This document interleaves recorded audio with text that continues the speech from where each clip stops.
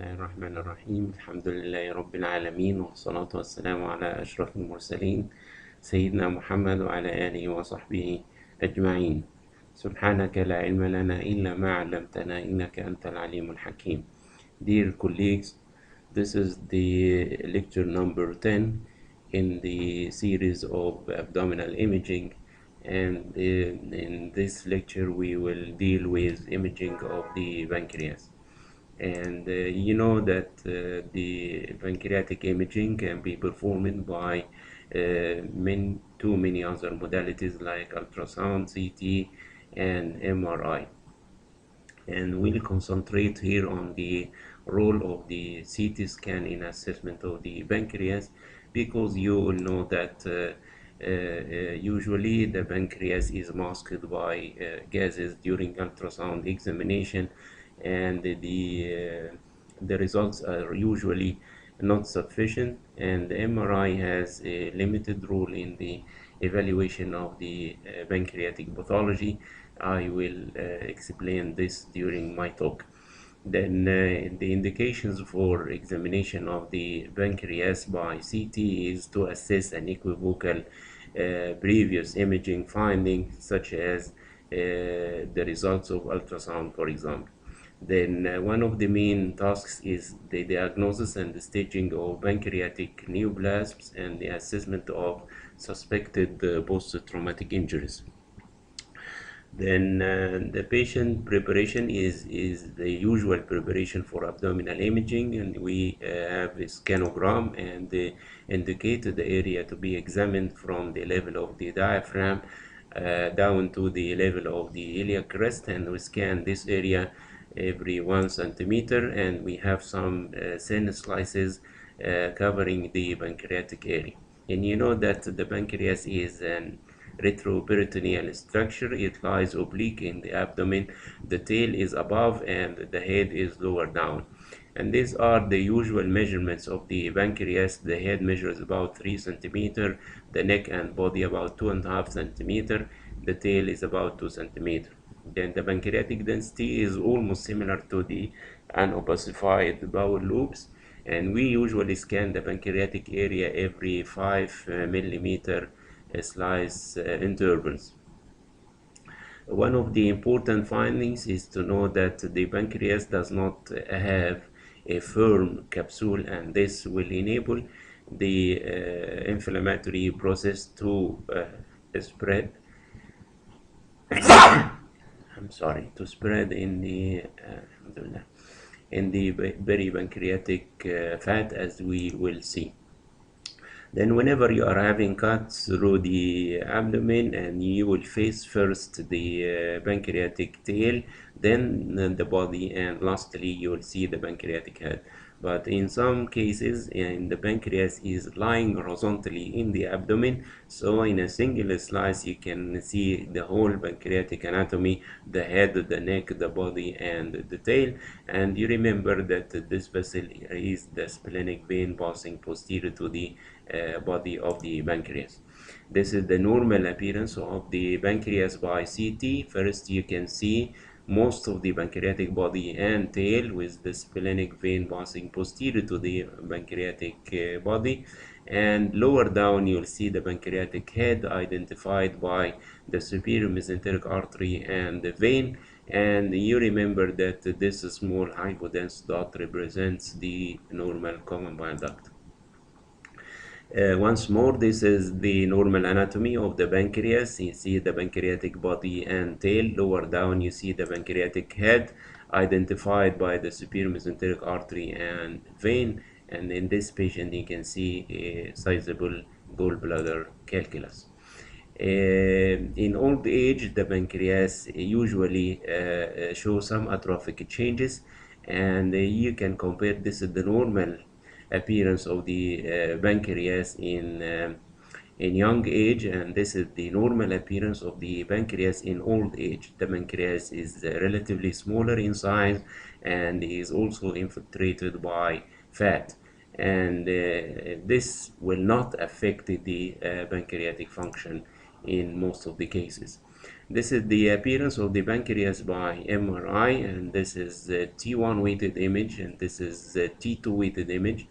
And here you can see, and the T1, this is the body and tail of the pancreas, and the T2, this is the body and tail of the pancreas. And in the T2, this is the site of the pancreatic head, identified by the superior mesenteric artery and vein, and you see the common bile duct showing high signal fluid in this T2 weighted image. Then you know that the pancreatic pathology is extremely limited, and we have two only main pancreatic lesions we can face in the clinical practice, and these are pancreatitis and pancreatic neoplasms. Then starting by pancreatitis, we have two types, the acute pancreatitis and the chronic one. And in the acute sector, we have two types. One, which is very common, is the edematous type, and the second is rare or relatively uncommon, which is the hemorrhagic type. The causes of pancreatitis include trauma, surgery, infection, gallstones, and penetrating peptic ulceration. And in order to diagnose acute pancreatitis, you have three main findings. Number one, diffuse pancreatic swelling of the pancreas. Number two, dirty appearance of the peripancreatic fat, or smudging or stranding of the peripancreatic fat, and the presence of peripancreatic fluid, either free or encysted. And this is the case of acute pancreatitis. You can see that the pancreas is swollen, and there is a lot of fluids around the pancreas, obliterating the peripancreatic fat planes.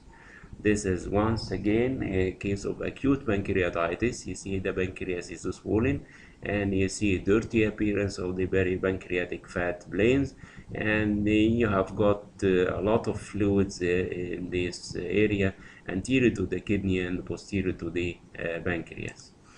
Then, as I have said, the peripancreatic fluid may be seen in the free state, as you can see here, or being encysted and forming what's known as the pseudo pancreatic cyst.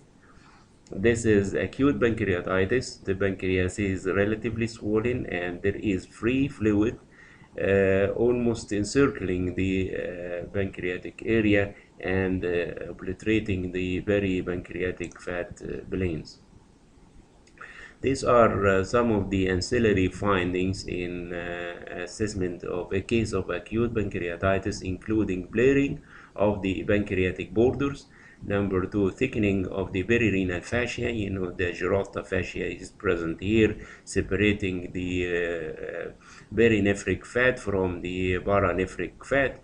And you see that this Girotta fascia is bordering the fluid, which is the sequelae of acute pancreatitis, giving this sign, which is known as the renal halo sign, because the kidney is supplied by a halo of hypodense fat being bordered by the Girotta fascia. Then being adjacent to the stomach, there may be some focal gastric wall thickening, and also there may be some pleural effusion, especially on the left side. This is acute pancreatitis by MRI, and this is T1, and this is T2, and this is T1 post contrast.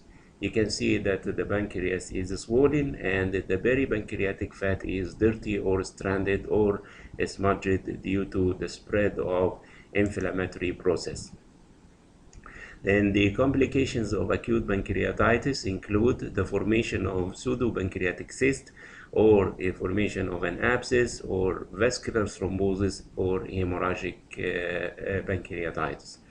Then if you look here, and this is the pseudopancreatic cyst, which is a collection of fluid around the pancreatic area in the course of acute pancreatitis. The incidence is about 2 to 10%, and this pseudopancreatic cyst is usually well formed 4 weeks after the onset of acute symptoms, and this may remain within the pancreatic capsule or may extend into the lesser sac or retroperitoneum. You see a big pseudopancreatic cyst affecting the or intimately related to the region of the body of the pancreas. And this is also another example of a big pseudopancreatic cyst in the region of the pancreatic area in the course of acute pancreatitis. This is called the pseudocyst because it has no epithelial lining, and the wall is formed by granulation tissue, which will mature into a fibrous capsule later on. Most or no, يعني a large number of pseudopancreatic cysts may resolve spontaneously, especially if they are small, within a period of 6 weeks. And after 6 weeks, a fibrous capsule will develop, and the pseudopancreatic cyst needs to be drained either percutaneously or surgically. Then you see a case of a pseudopancreatic cyst, which is a large hypodense fluid collection in the region of the pancreas in a case of acute pancreatitis. And this is also a pseudopancreatic cyst in the region of the pancreatic head. This cyst may be mistaken for cystic tumors like mucinous cystadenoma of the pancreas, as I will mention in the sector of pancreatic tumors, but you can spot the diagnosis, of course, by the clinical data and the laboratory findings where the serum amylase level is markedly elevated. And also you can aspirate the pseudopancreatic cyst and assess the serum amylase in the fluid of the cyst as well. Then pancreatic abscesses may develop or may be seen in 4% of cases of acute pancreatitis. The pancreatic abscess is diagnosed by the presence of a fluid collection with a thick enhancing margin in the region of the pancreas, and very importantly is the detection of gas inside the collection itself. And according to the literature, gas is not commonly seen in pancreatic abscesses, but it is considered the only landmark to differentiate between pseudopancreatic cyst and abscesses. Then if you see a collection in the region of the pancreas in a case of acute pancreatitis, and this collection may represent a pseudopancreatic cyst or an abscess. But if you detect air inside this collection, and you may be sure that this cyst is in fact an abscess in the region of the pancreas.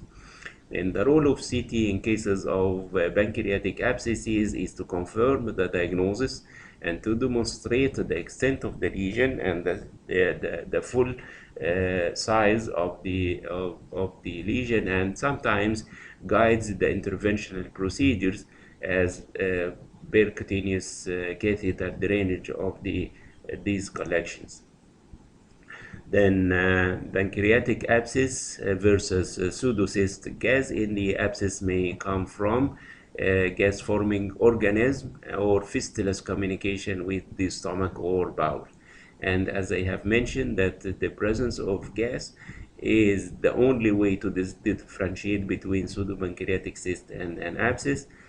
And considering that gas is not usually seen commonly in the peripancreatic collections, then hemorrhagic pancreatitis is considered a medical emergency, and this will happen if the inflammatory process has affected one of the vessels and lead to the development of hemorrhage in the region of the inflamed pancreas.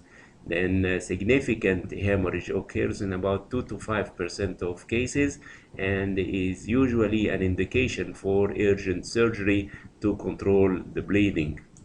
Then necrotizing pancreatitis, meaning that the blood supply of the pancreas has been occluded due to vascular thrombosis in the course of inflammatory process. Then you can compare the normal appearance of the pancreas and the necrotic pancreatitis. You can see that the pancreas is swollen and there is no enhancement of the parenchyma of the pancreas, denoting compromise of the blood supply. And this is also a case of necrotizing pancreatitis affecting most of the pancreatic body and the neck. And you can see that a small part of the pancreatic tail is still surviving, showing contrast enhancement. And around the pancreas, a significant amount of fluids are seen. Then necrotizing pancreatitis or emphysematous pancreatitis, meaning that there is air loculi in the inflamed necrotic pancreas, as you can see in this condition of necrotizing pancreatitis. Then the diagnostic hallmark of chronic pancreatitis is the detection of calcium within the affected pancreas. And calcification can be seen even by the plain film, as you can see in this case with dots of calcification along the course of the pancreas, diagnostic of chronic pancreatitis. Ancillary findings of chronic pancreatitis may include pancreatic atrophy and the dilatation of the main pancreatic duct. But you should remember that the whole diagnostic landmark of chronic pancreatitis is the presence of pancreatic calcification, as you can see in this case. And this is also a case of chronic pancreatitis showing dense calcium along the course of the pancreas. And you may appreciate that the main pancreatic duct is slightly dilated, and you remember that the normal duct diameter of the pancreas is about 3 millimeter with gradual tapering to the tail, and the normal duct is not usually seen by regular CT scans of the abdomen. It needs a high resolution scans with small slices in order to identify the normal pancreatic duct.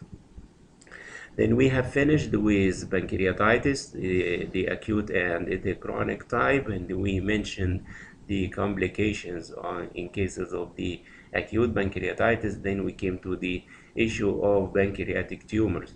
And we have three types of pancreatic tumors: the solid ones, and the cystic tumors, as well as the islet cell functioning tumors. Then considering the solid tumors, we have two main diagnostic landmarks for diagnosing a pancreatic tumor. Number one is the focal change in size and shape. Number two is abnormal density. And if you look here in this example, and you see that there is a mass arising from the tail of the pancreas, then there is abnormal contour deformity and abnormal enhancement compared to the normal enhancement of the pancreas.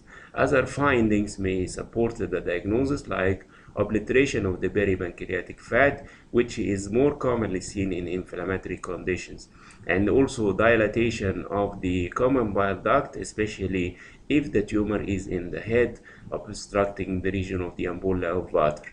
And also it may result in dilatation of the main pancreatic duct, what is known as the double duct sign, the common bile duct and the pancreatic duct. Then regional lymphadenopathy, metastatic lymph nodes, and vascular encasement are also some of the supportive signs. Then look here for a case of carcinoma of the pancreatic head. Then you see a mass in the region of the pancreas. There is a contour deformity and a lesion in the head compared to the body and the tail, and you got abnormal density and heterogeneous enhancement. You have the double duct sign. The main pancreatic duct is dilated, and the intrahepatic biliary radicals are dilated, denoting obstruction of the common bile duct. And the double duct sign can be seen clearly in this condition. Also here you see a small mass in the pancreatic head. The pancreatic head is not enlarged in this case, but it shows heterogeneous enhancement, and this is one of the important issues for the diagnosis of pancreatic tumors. You see the superior mesenteric artery and the vein, and if you look in the liver, you can see dilated biliary radicals due to obstruction of the common bile duct. And you remember this case I have shown in the lecture of biliary imaging, you got dilatation of the intrahepatic biliary radicals, dilatation of the common bile duct, and you got a mass in the region of the pancreatic head, representing a pancreatic tumor. Then if you look carefully, and this is the portal vein, and the portal vein is partially enhancing, and you see a filling defect inside representing a thrombus. Then going to the region of the superior mesenteric artery and the vein, and you can see that the superior mesenteric vein is not homogeneously enhanced. There is a filling defect inside representing thrombosis. Then in this case you got thrombosis of the superior mesenteric vein as well as the portal vein. And in this case you can compare the normal pancreatic head and the pancreatic head containing carcinoma. This head is relatively enlarged and it shows heterogeneous contrast enhancement with areas of breakdown inside. Then focal enlargement of a part of the pancreas is usually suggestive of a pancreatic cancer. Then abnormal attenuation and enhancement, and this sign cannot be reliably judged unless you have injected the patient with intravenous contrast medium. And vascular invasion, either the superior mesenteric artery or the celiac artery, indicates that this tumor is inoperable. And you see here a case of pancreatic head carcinoma. The pancreatic head is enlarged. It shows heterogeneous enhancement with areas of breakdown. And if you look carefully inside the liver, you can see some dilatation of the intrahepatic biliary radicals. And in this case, you see that the pancreatic head is grossly enlarged, and this is the biliary stent which is usually applied in cases of pancreatic head cancer associated with biliary obstruction perioperative. And you see that the tumor is encasing the superior mesenteric artery. The head is enlarged, it shows heterogeneous enhancement, and the superior mesenteric artery is going within the tumor tissue, indicating that there is vascular encasement, which indicates inoperability of the lesion. Then you may support your judgment by having a CT angiogram of the superior mesenteric artery. And here you can see this is the origin of the artery, and this segment is narrowed corresponding to the site of the tumor, which is seen encasing the superior mesenteric artery, as you can see in the axial sections. This is the site of the tumor, and this is the normal size of the pancreas. The pancreas here is atrophic because the patient is above 70. Then diagnosis of the superior mesenteric vein thrombosis is easy with regular CT scans of the abdomen after injection of intravenous contrast medium. And this can occur separately of any pancreatic tumors, as you see in this case. This is the normal appearance of the superior mesenteric artery and the vein, and this is the pancreatic head, this is the common bile duct. But in this case, you see a normal pancreatic head, normal superior mesenteric artery, and the thrombosed superior mesenteric vein. Also, the presence of metastatic deposits, the presence of lymphadenopathy, the presence of ascites can support the diagnosis of pancreatic cancer. You see here a mass in the body of the pancreas. The body of the pancreas is enlarged. It shows heterogeneous contrast enhancement compared to the head, which shows homogeneous enhancement, and this is the common bile duct. And if you look carefully in the liver, and you can see multiple hypodense focal lesions representing metastatic deposits, and also you can easily appreciate the presence of multiple gallbladder calculi. This is a case of pancreatic tail carcinoma. The pancreatic tail is enlarged. It shows heterogeneous enhancement compared to the pancreatic head, which is normal, showing homogeneous enhancement. This is the superior mesenteric artery and the vein, and this is the common bile duct. And also you can see that there are multiple lymph nodes around the celiac, the superior mesenteric axis. This is the lymph node, and these are two other lymph nodes. This is the aorta, and this is the IVC. Then in the liver, you can see also multiple focal lesions representing metastatic deposits. And this is the case of pancreatic tail tumor. with significant enlargement of the pancreatic tail showing heterogeneous contrast enhancement. And in the liver, you can appreciate the presence of multiple focal hepatic lesions representing metastatic deposits. And it is usually stated in the literature that this type of pre-processed meat is one of the predisposing factors for pancreatic cancer. Also here you see a mass in the region of the pancreatic head and body. The mass showed a relative less enhancement compared to the enhancement of the pancreatic tail. If you look carefully, you may appreciate that the main pancreatic duct can be seen. It's not dilated, and also the liver does not contain dilated biliary radicals. But here, if you look carefully, you can see a focal lesion in the spleen, and you can see also a mass in the kidney. And this is the case of lymphoma affecting the spleen, affecting the kidney, as well as the pancreas. And in the literature of splenic imaging, I will mention that the most common solid splenic focal lesion commonly seen in the clinical practice is usually due to lymphoma.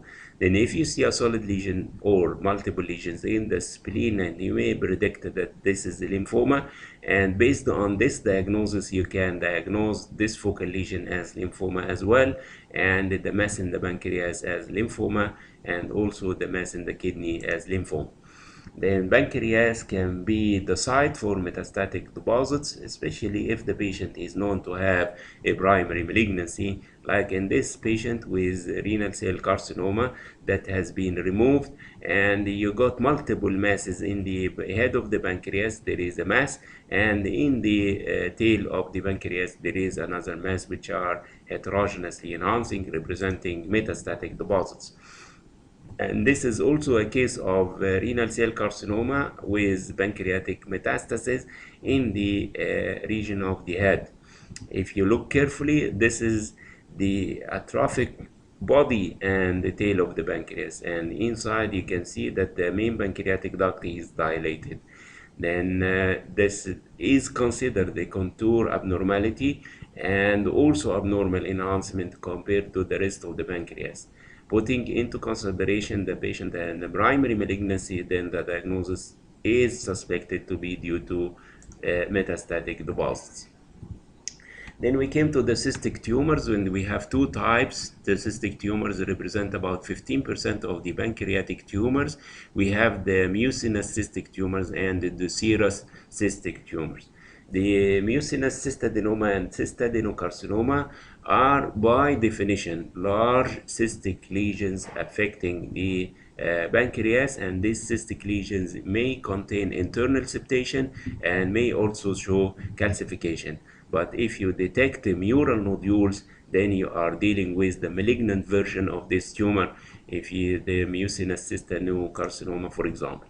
This is a good example of mucinous cystadenoma, a big cystic lesion in the region of the pancreatic tail, and you can see fine internal septations inside the lesion. If you detected the mural nodules, then you suspected that this is the carcinoma type, not the benign form.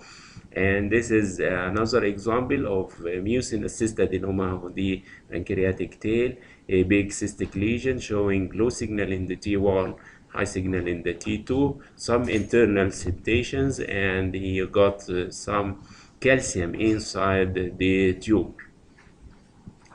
Then the serous cystadenoma is usually known as the microcystic adenoma, and it usually seen as multiple small cystic lesions may affect a part of the pancreas or may affect the whole course of the pancreatic tissue.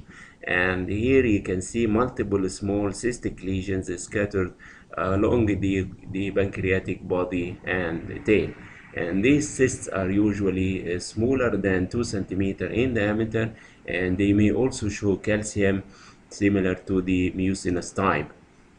Then this is a pancreatic microcystic adenoma, and you see a cystic lesion with internal septations and calcification in the region of the pancreatic tail. Another example of microcystic adenoma of the pancreas with multiple small cystic fluid containing lesions in the region of the pancreatic tail. And this is another example of serous cystadenoma or macrocystic adenoma of the pancreas, and you can see multiple fluid containing cystic lesions related to the region of the tail and the body of the pancreas.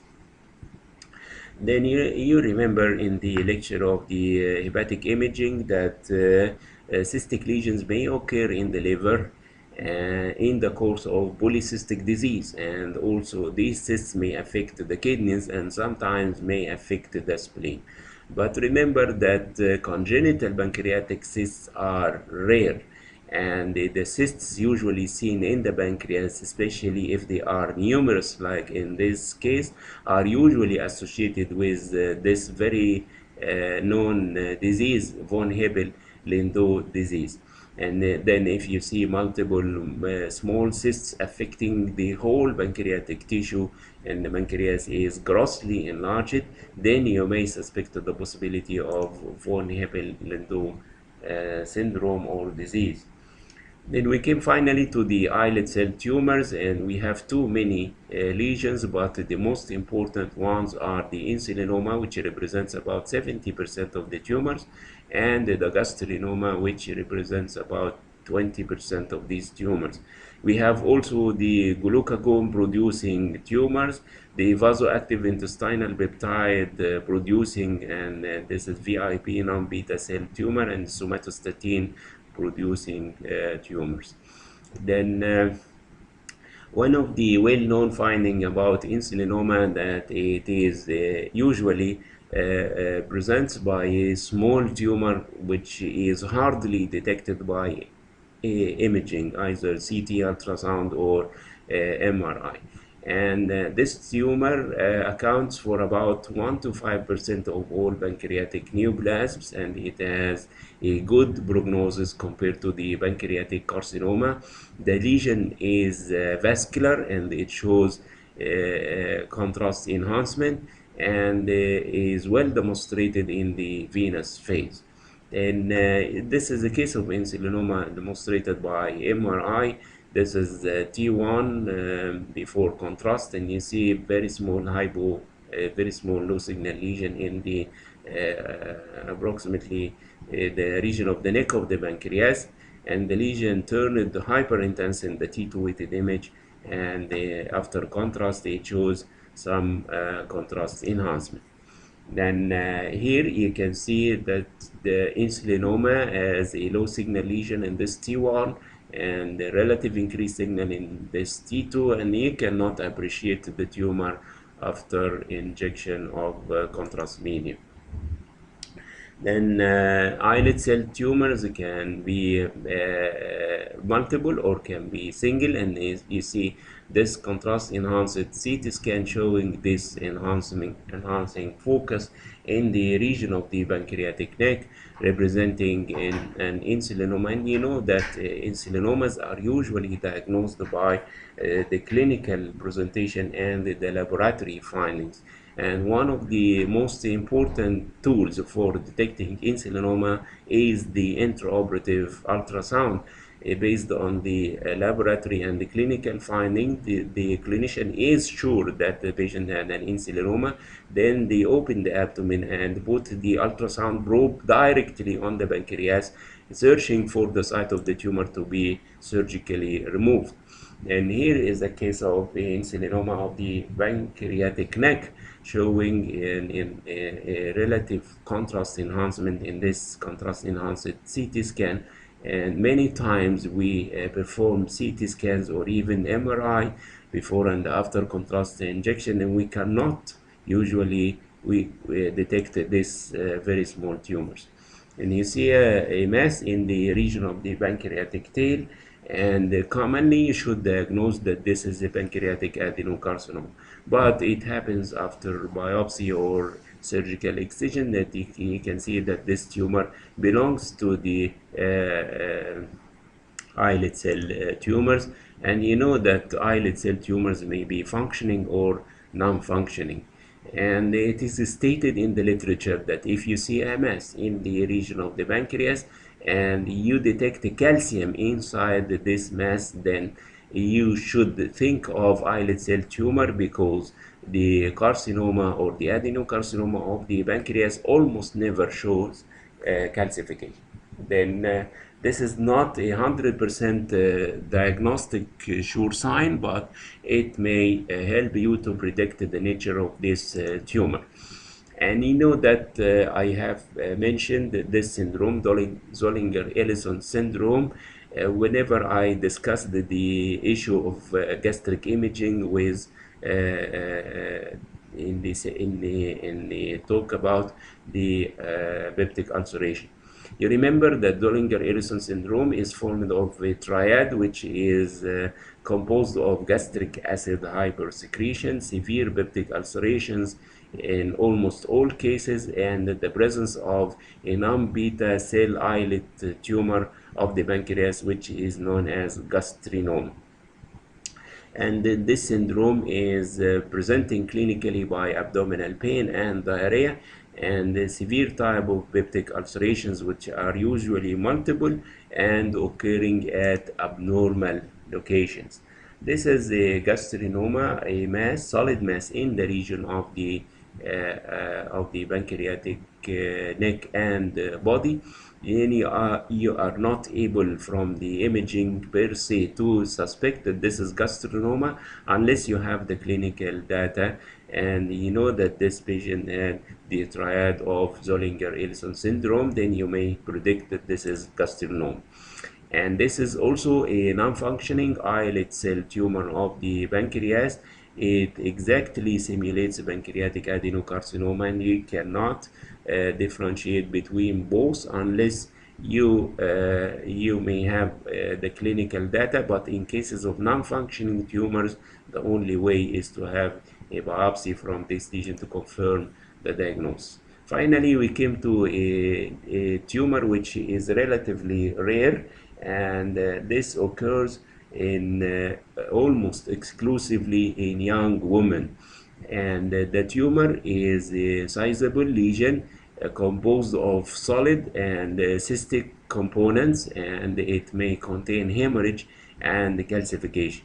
Then if you see a mass in the region of the pancreas, and this mass is partially cystic and partially solid in a young female, you may suggest this type of the tumor, which is known as solid and papillary epithelial neoplasm, or the France tumor.